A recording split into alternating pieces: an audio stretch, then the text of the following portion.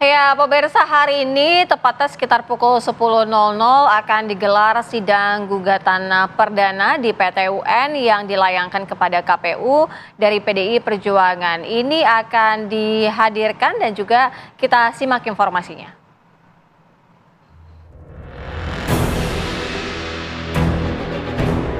Hari ini akan digelar sidang perdana gugatan terhadap Komisi Pemilihan Umum KPU di Pengadilan Tata Usaha Negara Cakung, Jakarta Timur. Rencananya sidang perdana dengan agenda pemeriksaan pendahuluan akan digelar pukul 10 waktu Indonesia Barat. 2 April lalu, PDI Perjuangan menggugat KPU RI ke PT UN atas dugaan perbuatan melanggar hukum oleh kekuasaan pemerintahan dalam Pilpres 2024. Pihak PDIP akan menyampaikan pokok-pokok yang membuktikan Komisioner KPU melanggar hukum dengan mengubah peraturan KPU nomor 19 tahun 2023 tanpa melalui DPR RI dan rapat dengar pendapat umum. Menurut PDIP, penetapan Gibran Rakabuming Raka sebagai calon wakil presiden bermasalah. Selain itu, putusan Dewan Kehormatan Penyelenggara Pemilu DKPP dianggap membuktikan jika KPU bukan hanya melanggar etika, namun juga melanggar hukum. Sementara itu, pihak KPU menyatakan telah menyiapkan jawaban untuk menghadapi sidang perdana gugatan PDIP pada PT UN. Tim TV One mengabarkan.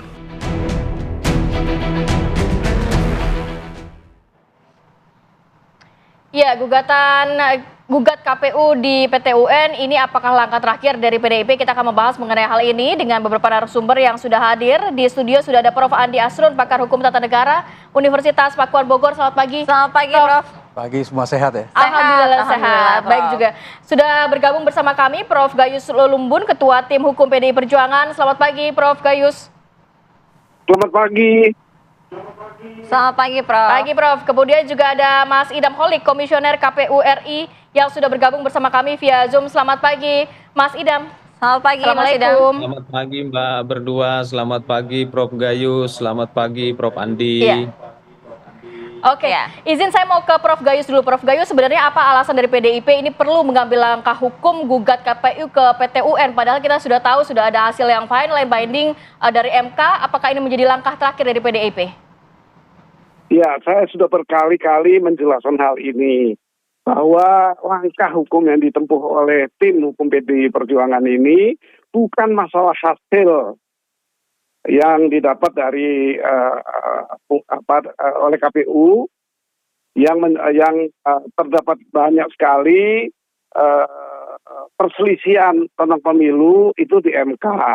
Kemudian ada 2 jalur lainnya, yaitu bagaimana proses pemilu di berjalan itu memang menurut undang-undang diproses di PT UN. Dan yang ketiga adalah perbuatan atau pelanggaran yang dilakukan oleh penyelenggara negara yang disebut sebagai KPU dalam konteks pemilihan umum. Jadi ada 3 jalur. Kami memilih yang ketiga. Yang kedua itu tadi kalau ada selisih tentang prosesnya memang melalui Bawaslu. Ditentukan begitu. Tetapi kalau yang ketiga yang kami lakukan itu hanya semata-mata telah terjadi perbuatan melawan hukum on matter overhead oleh penyelenggara, di mana di sana ada 2 hal yang penting adalah telah terjadi penyalahgunaan kekuasaan. Dalam bahasa hukum administrasi negara disebut sebagai misbruik van Hak. Itu yang pertama. Kedua, menjadikan tidak adanya kepastian hukum atau rechtszekerheid. 2 hal ini utama dari apa yang kami lakukan melalui PT UN sebagaimana petunjuk undang-undang. Iya, Prof. Gayus tadi mengatakan bahwa tidak akan lebih kepada hasil begitu ya, karena prosesnya juga sudah sempat disampaikan kepada Bawaslu. Tetapi benarkah Prof. Gayus juga sempat menyatakan bahwa sebaiknya ditunda terlebih dahulu penetapannya begitu, sehingga ada penundaan penetapan Prabowo Gibran oleh KPU yang harus dilakukan begitu. Benar begitu, Prof? Betul, karena ada salah satu dari pasangan ini yaitu cawapres ketika itu untuk ditunda karena ada hal-hal yang perlu dijelaskan tentang adanya pelanggaran hukum tadi.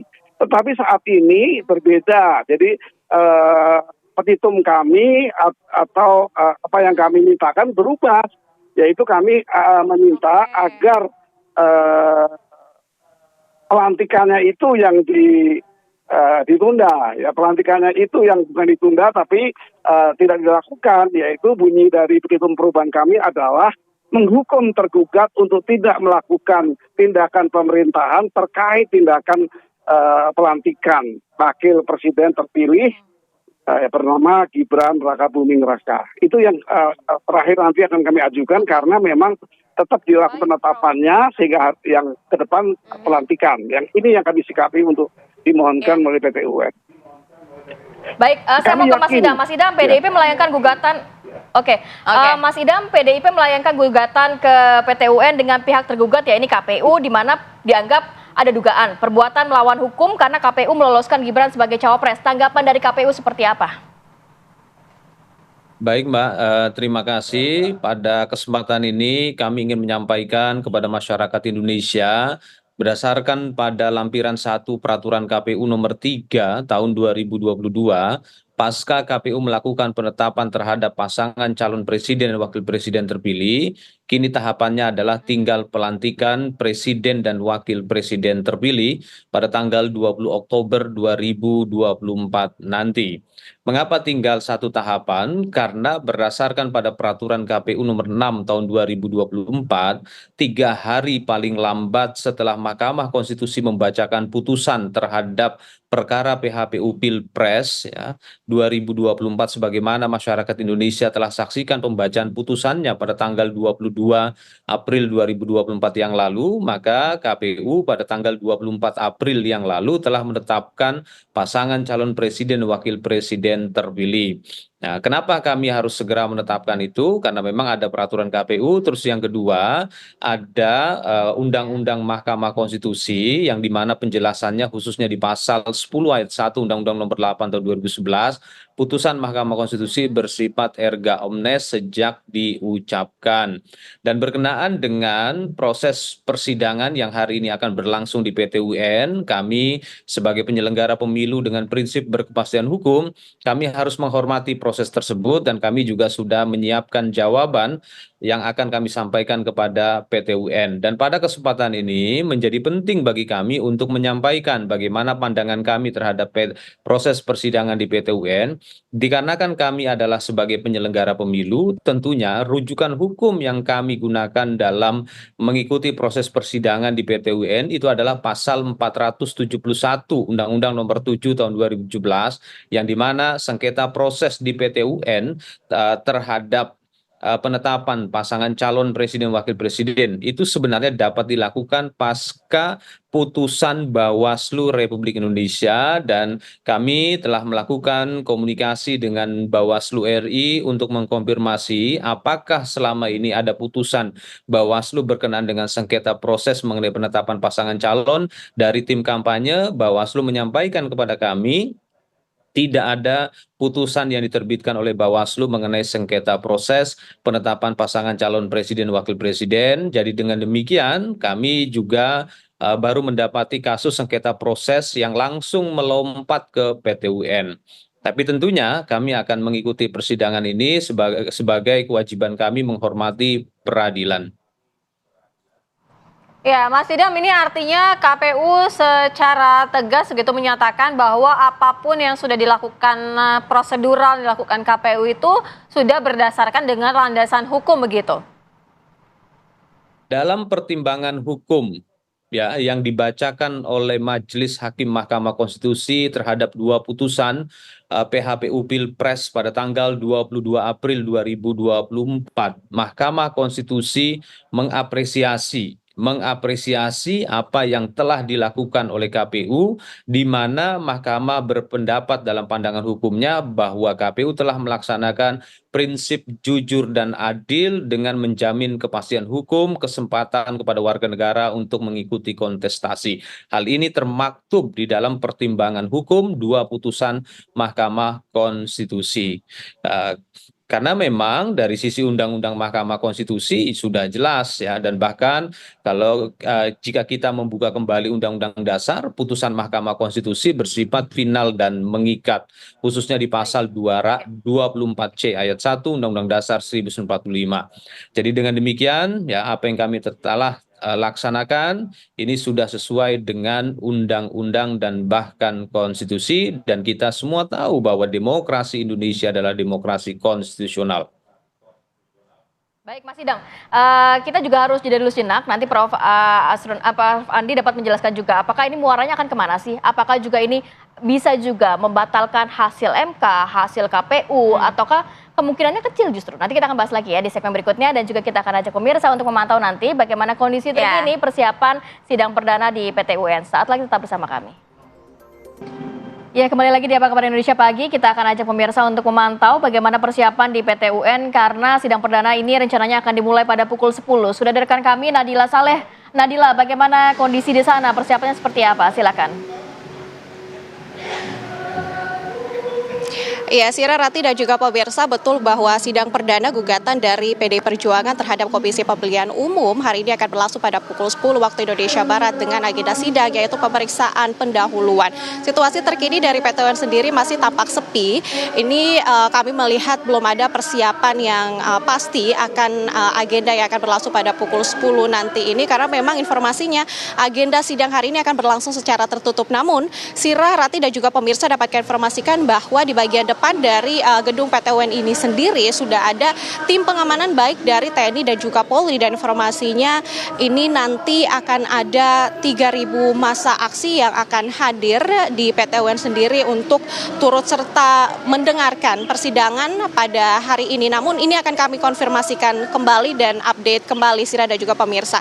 Tentunya dalam persidangan hari ini yang beragendakan yaitu pemeriksaan pendahuluan akan menghadirkan kedua belah pihak, baik dari PDI Perjuangan ataupun dari Komisi Pemilihan Umum. Dari PDI Perjuangan sendiri ini telah terkonfirmasi oleh kami bahwa pihak yang akan hadir ini adalah tim kuasa hukum dari PDI Perjuangan, sedangkan dari KPU sendiri belum dapatkan informasikan karena belum ada konfirmasi pasti mengenai siapa saja yang akan hadir dalam persidangan hari ini dari Komisi Pemilihan Umum. Kemudian terkait dengan persiapan ini, sebelumnya dari tim kuasa hukum PDI Perjuangan telah mengonfirmasikan ataupun memberikan informasi kepada awak media bahwa sejumlah persiapan telah dilakukan untuk menjalani sidang perdana yang akan berlangsung pada pukul 10 pagi nanti. Yang mana salah satu persiapan yang dilakukan oleh tim kuasa hukum dari PDI Perjuangan ini adalah mempersiapkan pokok-pokok pernyataan ataupun hal-hal yang akan memperkuat dugaan yang diberikan kepada Komisi Pemilihan Umum, yakni kita ketahui bersama gugatan ini ditujukan oleh KPU terkait dengan perbuatan melanggar hukum yang dilakukan oleh pemerintahan dalam hal ini yaitu KPU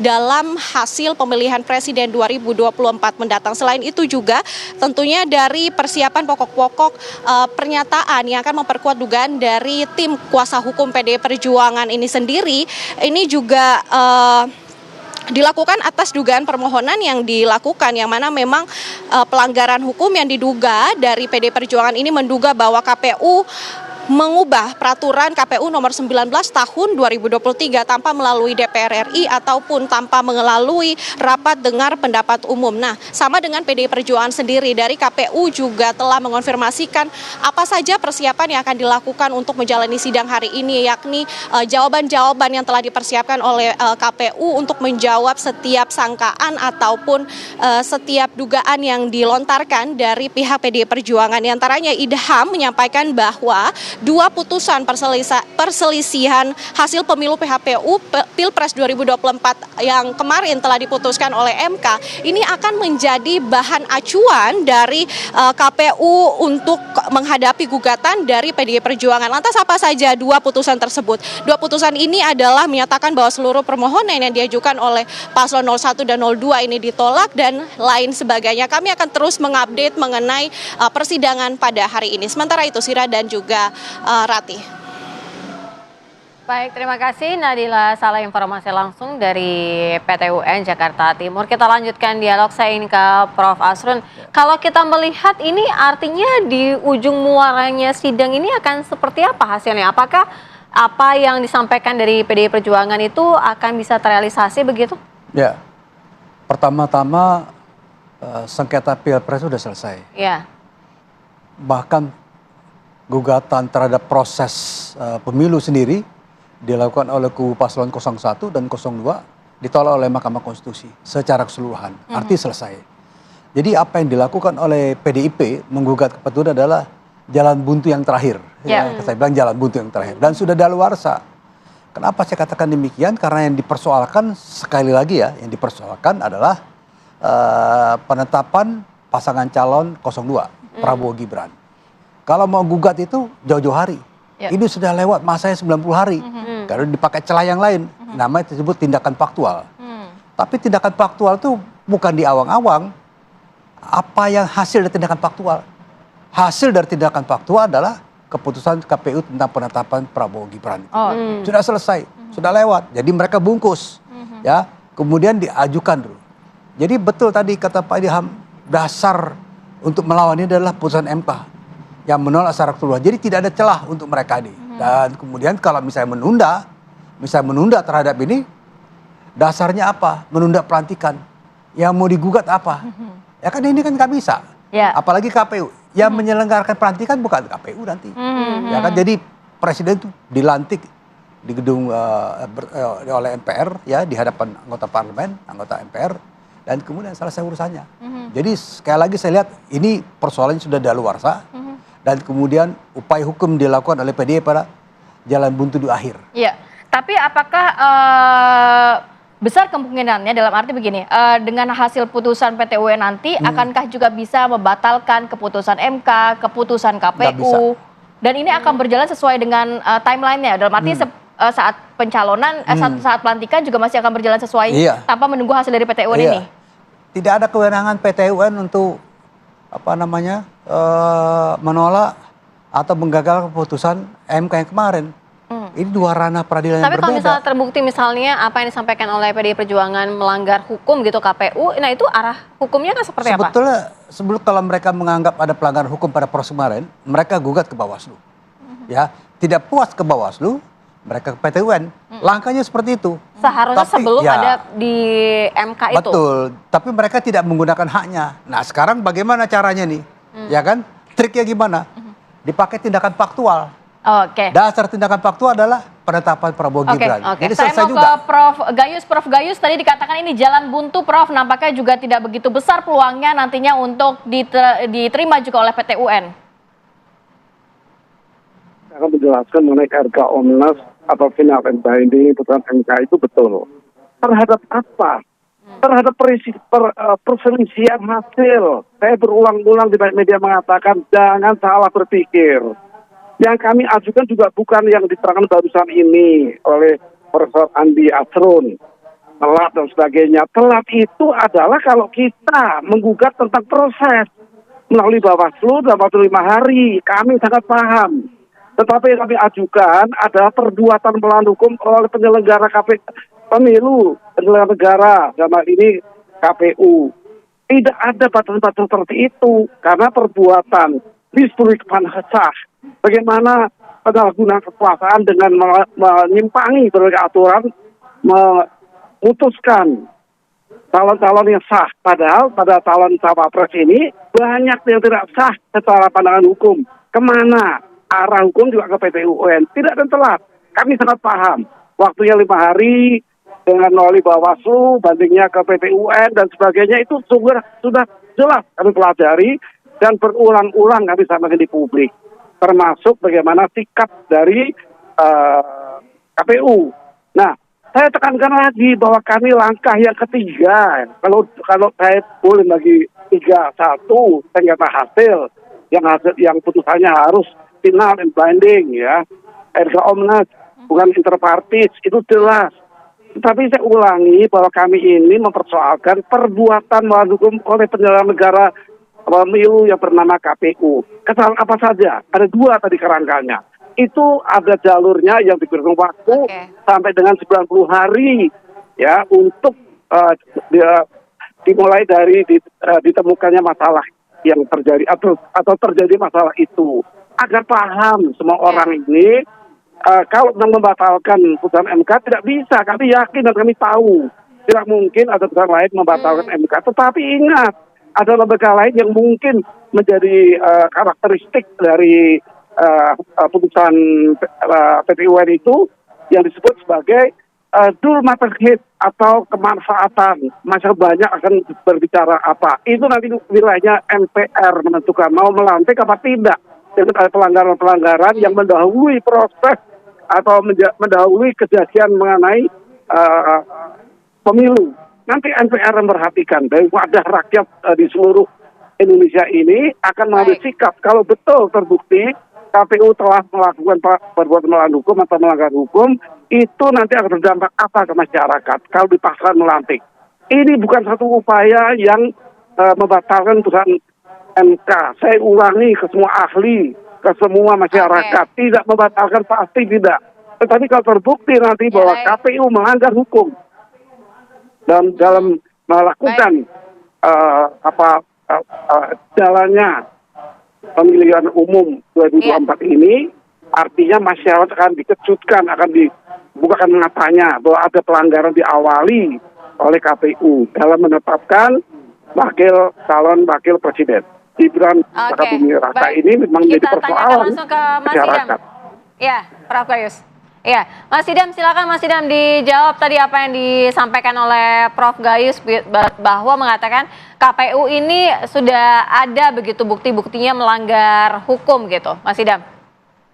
Ya, tentunya kami tidak punya kapasitas membantah apa yang disampaikan oleh Prof. Gayus, tapi pada kesempatan ini menjadi penting bagi kami untuk menyampaikan apa yang telah menjadi pertimbangan hukum dari dua putusan Mahkamah Konstitusi terhadap PHPU Pilpres, yang dimana intinya Mahkamah Konstitusi telah menyatakan proses pencalonan Presiden dan Wakil Presiden yang berlangsung di rentang tanggal 19 sampai dengan tanggal 25 Oktober itu sudah sesuai dengan konstitusi. Itu yang perlu kami highlight.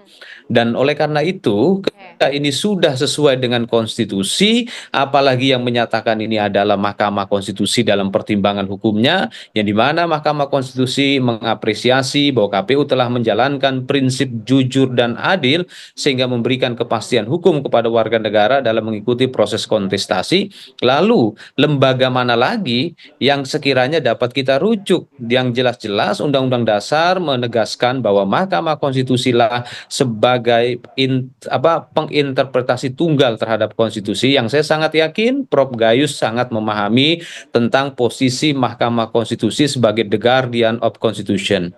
Ya, dan oleh karena itu mari kita tunggu proses persidangan di PT UN, karena tentunya perdebatan ini tidak akan melahirkan sebuah putusan. Perdebatan ini hanya sharing pendapat, dan kami sebagai penyelenggara pemilu di awal kami tegaskan kami menghormati proses peradilan di PT UN dan kami juga siapkan jawabannya.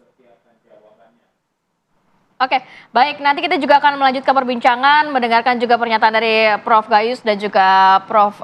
Andi Asrun dan juga Mas Idam. Tapi kita tahan dulu sejenak ya, kita kembali saat lagi tetap bersama kami. Oke, kembali lagi di Apa Kabar Indonesia Pagi. Tadi juga Mas Idam nampaknya tidak bisa melanjutkan perbincangan atau dialog pada pagi hari ini karena sudah ada agenda selanjutnya. Saya mau ke Prof. Gayus. Prof, kalau melihat kan tadi Mas Idam juga sempat mengatakan bahwa sudah juga mengklarifikasi ke Bawaslu apakah sebenarnya ruhnya ini kan ada di Bawaslu, baru ke PT UN. Tapi tadi dikatakan oleh KPU ini tidak ada di Bawaslu, langsung loncat ke PT UN. Apakah memang seperti itu? Tidak step by step begitu, Prof. Gayus? Inilah Bapak Dialog pagi ini pun masih belum bisa menerima keterangan saya.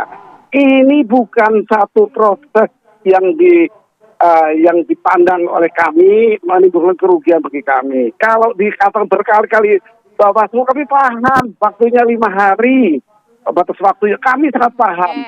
Yang kami lakukan adalah gugatan terhadap perbuatan melawan hukum, bukan prosesnya. Ini orangnya. Jadi yang pertama kalau oleh MK itu adalah hasil suara, ya saya ulang-ulangi lagi, hasil suara pemilu dipersengketakan di MK, di putusannya final and binding, betul. Yang kedua ya kembali lagi Bawaslu, ini kalau prosesnya terjadi penyimpangan melalui Bawaslu kemudian ke PT UN, yang ini langsung ke PT UN kami ditemukan nanti akan diuji di persidangan perbuatan melawan hukum oleh pelakunya. Yang pertama hasilnya, yang kedua lembaga, yang kedua adalah prosesnya. Yang ini yang kami ajukan adalah orangnya, pelakunya, yaitu ketua dan anggota dari KPU. supaya jelas. KPU, oke. Oke, Prof. Yang ini Gayus, sudah melalui artinya Bawaslu. dalam penyampaian pendahuluan itu akan disampaikan bukti-bukti apa saja yang akan dilampirkan begitu, Prof, yang menandakan bahwa KPU ini melanggar hukum? Saya ulangi lagi, kehendak kami untuk menguji adanya pelanggaran hukum itu sudah dilakukan sidang di PT UN yang bernama dismisal. Sidang apa itu? Ya. Dismisal adalah sidang yang dipimpin oleh Ketua PT UN untuk melakukan sebuah penelitian, filter apakah perkara ini layak diperiksa. Saya ingatkan lagi ya, tidak ada Bawaslu di kekuatan kami, tidak ada kaitan dengan prosesnya, tidak ada kaitan dengan hasilnya. Kami adalah orang yang melakukan perbuatan melawan hukum sebagai penyelenggara negara, itu KPU dan jajarannya, dan ini akan diproses dan layak menurut putusan sidang dismisal yang lalu. Oke, saya mau ke Prof. Andi. Prof. Andi, kalau melihat ini sebenarnya kalau kedudukan di mata hukum seperti apa? Kan sudah ada putusan dari MK, kemudian nanti kita masih menunggu putusan dari Petun. Seperti apa sebenarnya kalau mungkin bisa dijelaskan pada masyarakat? Ya, saya mencoba mengikuti ya pola berpikir dari Prof. Gayus. Bahwa ini katanya perbuatan melawan hukum. Tentunya perbuatan melawan hukum itu ada produknya. Ya. Apa sih produknya? Ya, tidak menggantung begitu saja. Pasti ada bukti-bukti disampaikan ya dalam tim hukum PDIP ini. Ya, dari Prof. Gayus tadi katakan sudah melalui proses dismisal. Ya, karena itu memang buktinya apa ya. Kemudian kalau seandainya suatu perbuatan melawan hukum, tentunya ada produk, ada yang dihasilkan. Misalnya seperti orang menabrak mobil, ya kan? Menabrak mobil, tabrakan, mobilnya penyok. Ya, ada itu kan buktinya. ada Produk yang ininya. dihasilkan bukan penetapan cawapres. Ya, jadi pasti ya kalau menurut saya ya, ini adalah perbuatan melawan hukum yang dimaksudkan adalah kenapa KPU menerbitkan ya penetapan Prabowo Gibran sebagai pasangan calon presiden. Karena itu aja. Itu aja ininya, apa namanya persoalannya. Dan kalau itu dilakukan, artinya telah diuji nih di Mahkamah Konstitusi. Sekarang mau diuji kembali di PT UN. Apakah benar nggak? Ya kan, makanya saya kira bagus juga kita gali dari Prof. Gayus. Buktinya apa? Ya, kalau ada bukti baru kita bisa bilang, oh ini rupanya. So, ini kan masih disimpan sebagai rahasia oleh Prof. Gayus ya. Iya, nanti jam 10 mungkin akan dijabarkan mulai ya. Jadi kalau misalnya saya katakan, saya kan mereka nih, saya tidak baca berkas, ya tidak baca permohonan dari Prof. Gayus, dari timnya, ya kan. Kalau kualitas sih kita nggak usah ragukan adalah Prof. Gayus ya.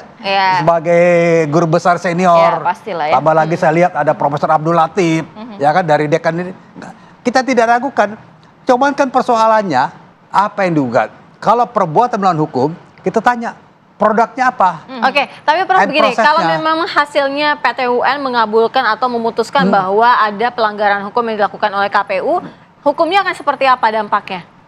Kalau saya lihat ya, ini sih jauh dari dikabulkan, ya jauh dari dikabulkan. Karena kalau memang toh dikatakan perbuatan melawan hukum adalah penetapan Prabowo Gibran, itu sudah selesai. Jadi memang ini dismissal ini hanya persoalan administratif, ya. Surat kuasanya benar nggak, bukti yang diajukan ada atau tidak. Kira-kira ini bukan dismissal ini bukan berarti disetujui gugatannya enggak. Menuju disetujui misalnya, menuju disetujui juga enggak. Oleh karena itu bagus juga nih kalau kita tanya Prof. Gayus nih, ya. Buktinya apa sih, Prof? Ya kan? Bukti P1-nya apa, bukti P2-nya apa. Itu penting pada Prof. Gayus kita tanya nih. Mau spill bukti apa yang nantinya akan dihadirkan pada sidang perdana? Kami memiliki sejumlah besar bukti-bukti diawali dan sampai nanti di akhirnya. Ya tentunya seperti itu. Tentu Prof. Andi Asrun tidak perlu kami beri kuliah. Beliau seorang guru besar juga. Tentunya sangat tahu pelanggaran berakibat kepada apa.